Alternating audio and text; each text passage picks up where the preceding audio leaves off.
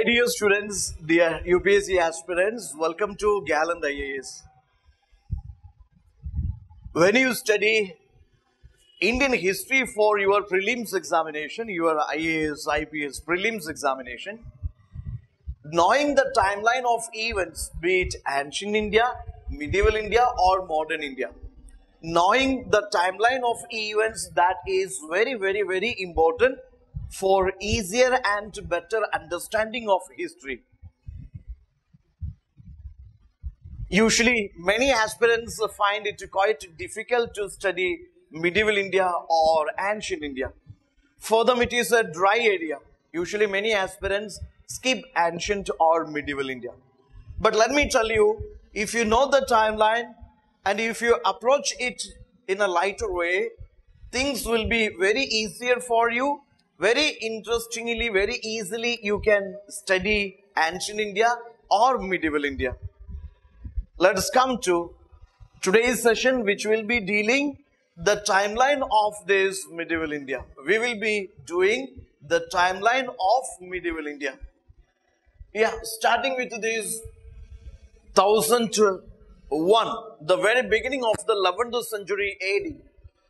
Mahmud Ghazni, the invader from Ghaznavid Empire, he raided India 17 times, looted India 17 times, and first raid 1001, Mahmud Ghazni invaded India, that is Punjab, Peshawar regions of undivided India, and he defeated this Hindu Shahi ruler.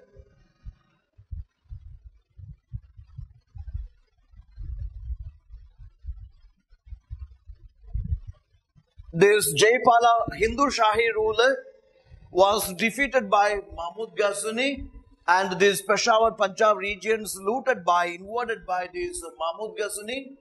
Then 1008 he fought this Battle of Vaihind. Battle of Vaihind fought between Mahmud Ghazni and this Anandapala. Anandapala was the son of this Jaipala, Hindu Shahi ruler, and Anandapala was defeated, and again the wealth resources looted by Mahmud Ghazni in this Battle of Vaihind. Then this is 1014. In 1014, Rajendra Chola ascended to the throne. The South Indian Empire, Imperial Cholas, they were the biggest patrons of Dravida style of temple architecture also. So after Rajendra Chola ascended to the throne. Rajendra Chola is known for his North Indian expeditions and his Southeastern military expeditions. Also, he annexed this entire Sri Lanka. Sri Lanka was a colony of these Imperial Cholas. 1019, this Mahmud Ghazni invaded Madura and this Kanuj. Then 1025,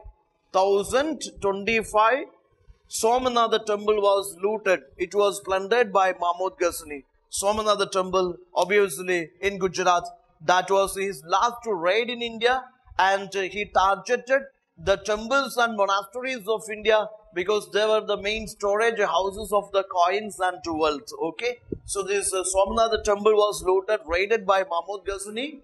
Total, 17 times he raided India.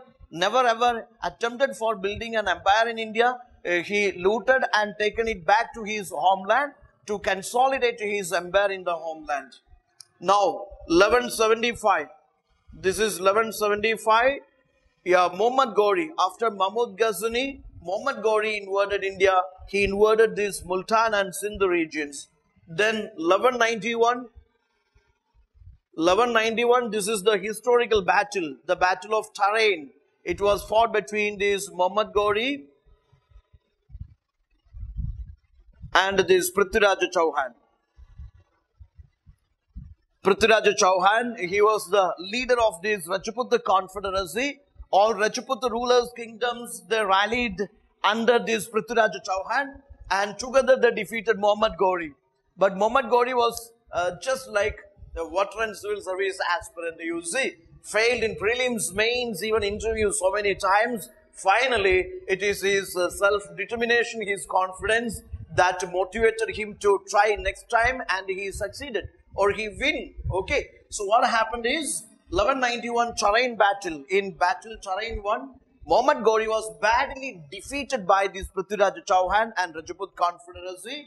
But 1192, he restored his confidence. He rebuilt his army. 1192, he come back, and in terrain second battle, he defeated these Prithviraj Chauhan and Rajput Confederates. And not only defeated Prithviraj Chauhan, Muhammad Ghori defeated and killed this Prithviraj Chauhan. Okay, killed this Prithviraj Chauhan. And Muhammad Ghori became successful in his terrain too. Then 1194, he fought this Chanduar battle. In Chanduar, he defeated this Kanuj ruler. Kanuj ruler, this Jayachandra. Jayachandra was defeated, killed by this Muhammad Ghori in Chanduar battle, and he conquered this Kanuj. Kanuj was important because it was a sign of this imperialism. Okay, it was a sign of imperialism. It was the major seat of power in North India. Also, it controlled the resources of these upper Gangetic basins. It controlled the resources of these upper Gangetic basins. So, Kanuj was the main center of power in the north. So, he conquered this Kanuj. Then, 1206, after this, Muhammad Ghori returned, you see, Muhammad Ghori handed over his possessions to his most favorite slave, that is Qutbuddin Aibak. So 1206, Qutbuddin Aibak, he officially established this Delhi Sultanate and slave dynasty came into power. Qutbuddin Aibak was the founder. Okay, this Delhi Sultanate or Sultanate started in 1206 and Qutbuddin Aibak was the founder. 1210, he died. Qutbuddin Aibak, while playing this horse polo, he fell down and due to severe injuries, he died. Better he could have played some Ludo or the snake and ladder or hide and seek or something else. Kutting Kolum, something else he could have played. Okay, he played a horse polo and fell down due to severe injuries, he died.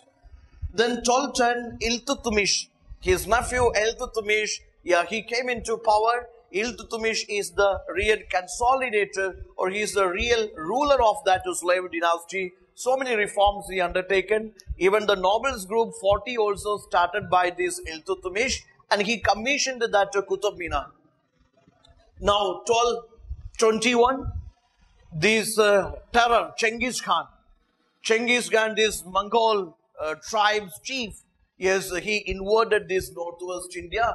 1236, Razia, the daughter of Iltutmish, she become the ruler, the sultan of this Delhi Sultanate. She was the first and last women sultan of this Delhi Sultanate. Okay, Iltutmish found his sons are Bekarka. You see, like better they could have climbed coconut trees or jumped down from coconut trees, or better they could have run these like what is called tea shops, etc. I mean, he found his sons not that much skilled and competent, but his daughter was very efficient, competent, skilled. So he preferred his daughter to his sons. So Razia became the Sultan and she was an efficient Sultan and she was assassinated in 1240. Many nobles conspired against Sultan. Okay, so 1240 she was assassinated. 1266 to 87 it was the rule of Balban, the Indian Bismarck, who is known for his blood and iron policy. Balban, he called himself, yes, I am the God or I am the representative of God. I don't believe in that Pharaoh, the supreme of this Islamic state, nothing, okay. So he called himself the God or representative of God and he supplemented Quranic laws with his personal laws, okay, Shariat laws with his personal laws. And Balban introduced Nowroj festival and Sijda, Paibos kind of the traditions also started by Balban. Then 1288 Marco Polo visited India. The Venetian traveler come merchant, Italian traveler, visited and furnished a good account about the beautiful queen of Kagatya kingdom, Rudramadevi. Okay, Anushka Shetty's Rudramadevi, you might have watched. Okay, the achievements and this fervor or this military conquest of Rudramadevi that is discussed by Marco Polo. Then 1290, the Khalji dynasty, slave dynasty ended. The slave dynasty ended and this Khalji dynasty was established by Jalauddin Khalji. Jalauddin Khalji, an aged man. Jalauddin Khalji founded this Khalji dynasty. 1294 years his nephew Alauddin Khalji, he conducted this Devagiri plunder.